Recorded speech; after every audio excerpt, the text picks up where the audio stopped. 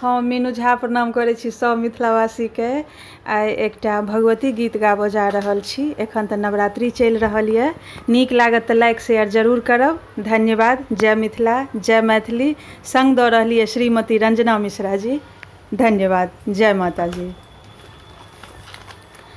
आशा सभक पुराओल जननी हमरा घोरे ने तकै छी हे।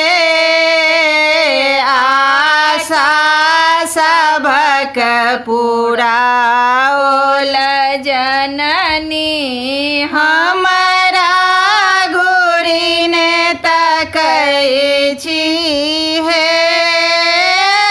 कतेक सुजन विद्वान जतऽ छथि, कतेक सुजन विद्वान जतऽ छथि, एक अधम हम भेलहुँ हे।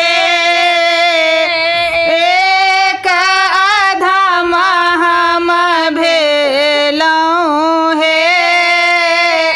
पहिने प्यार कायल माँ बहुत, आब निष्ठुर भेलहुँ हे।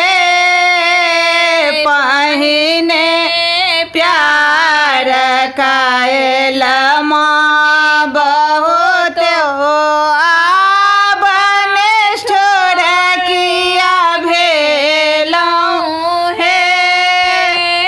यद्यपि माया फंद में फंसी के पाप बहुत हम केलहुँ हे। पाप बहुत हम केलहुँ हे। तदपि अहाँके उचित थिक जननी, पलक एक बेर फेरो हे।